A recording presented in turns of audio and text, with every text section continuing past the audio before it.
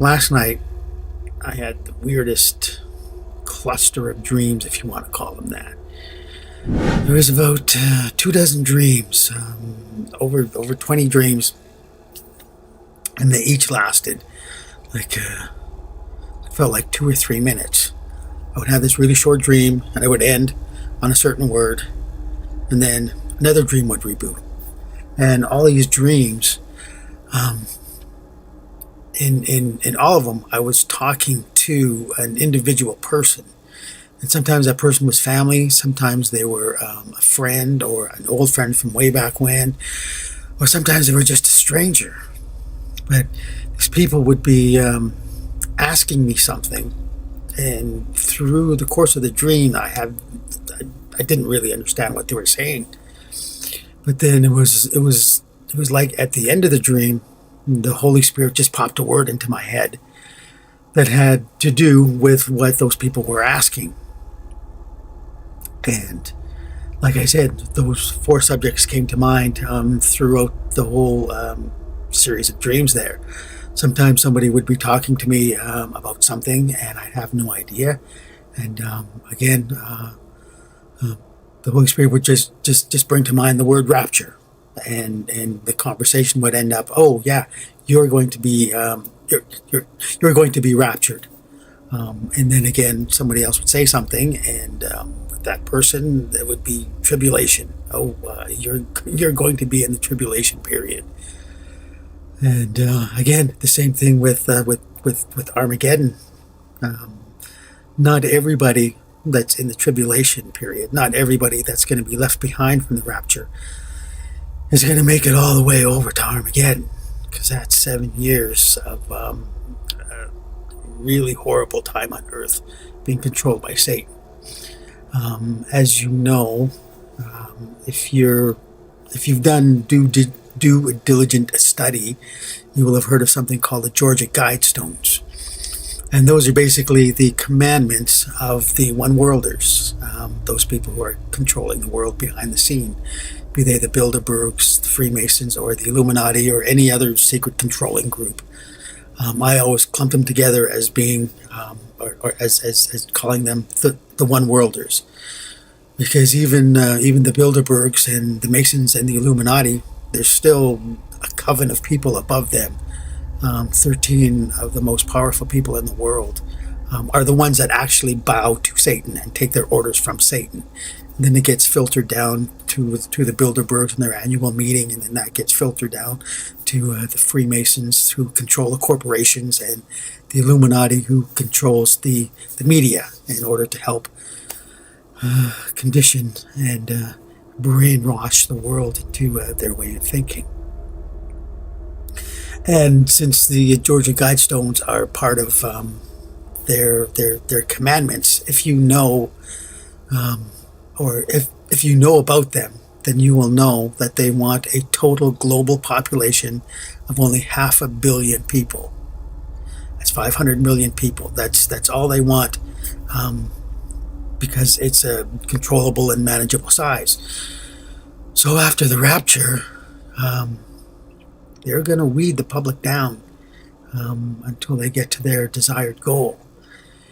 And personally, I believe the Lord is going to be taking half the population. There will be what Enoch calls the elect and the righteous. And the elect are God's servants, and the righteous are just part of Jesus' other flock. And you've heard me talk about Jesus' other flock. Those are the people with the law of God written on their hearts. Those are the poor in spirit, the mentally challenged, the children, the third worlders, those who have been had their freedom stripped away, and things like that. The Lord is going to have great compassion on a great deal of people. And I mentioned this before, and I hope you're not getting tired of it.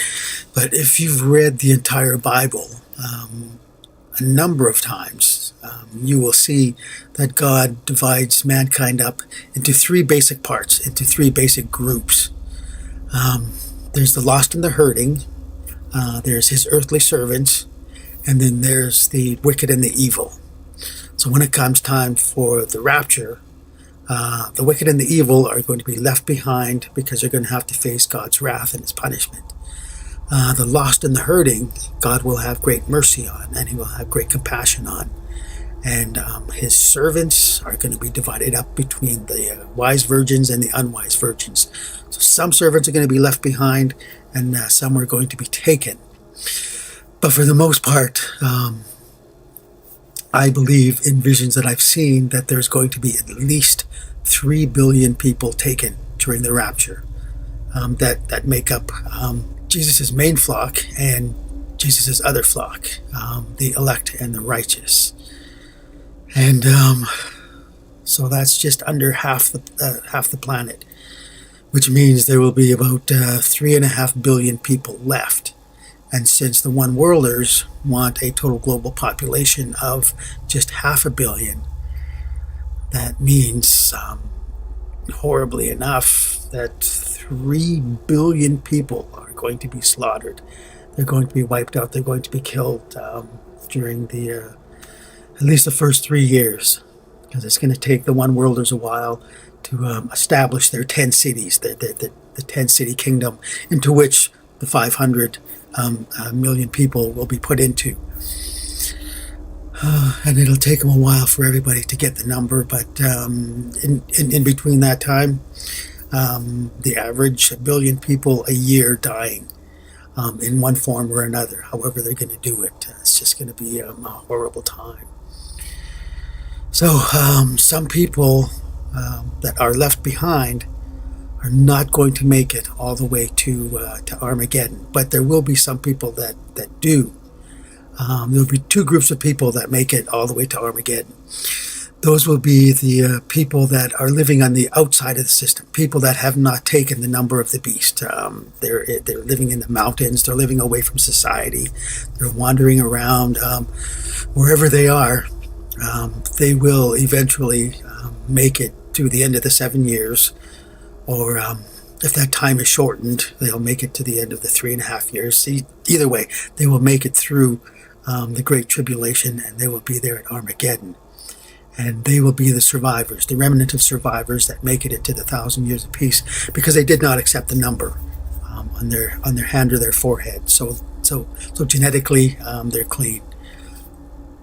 But there will also be some people that do accept the number of the beast, that are part of the God haters, where all the wrath is coming down. And eventually, a lot of those people are going to end up in the army of the Antichrist, and they will be sent to the battlefield in Armageddon, where they will witness Jesus and his heavenly servants, the angels and the earthly servants, all coming down to do battle, to wipe out the enemy, the enemies that are the God haters, the human beings, and also the enemies that are the darker spirits, the Nephilim, the fallen angels, the demons, all that will happen at Armageddon. And then also in the dream,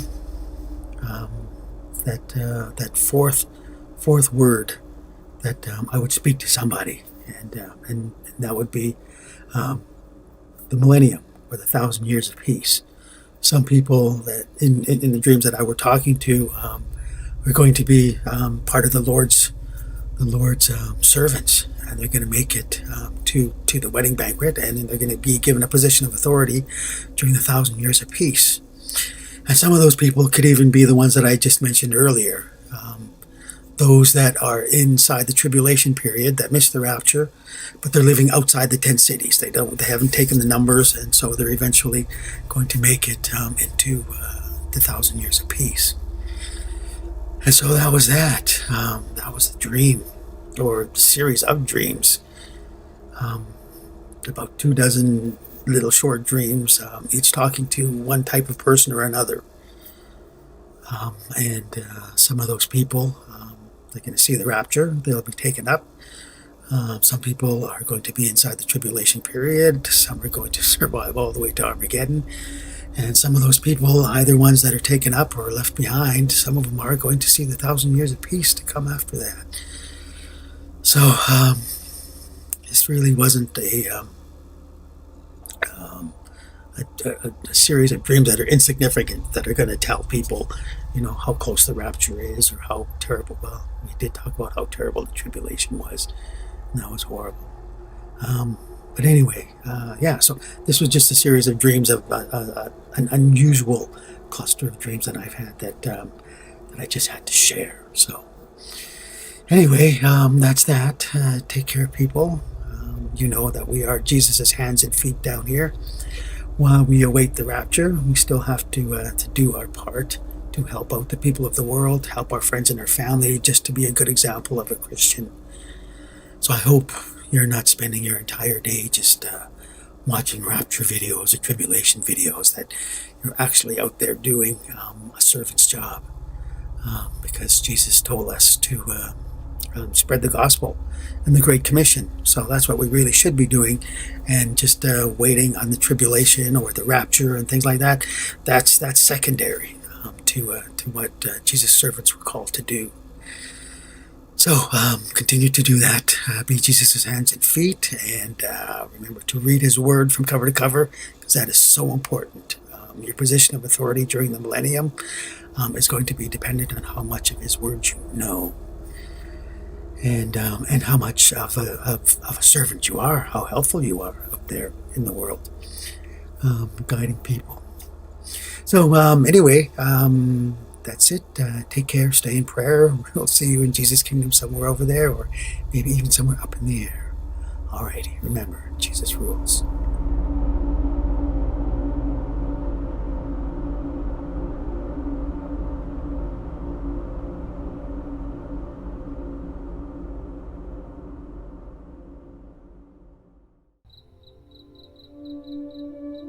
Hey everyone, thank you so much for watching.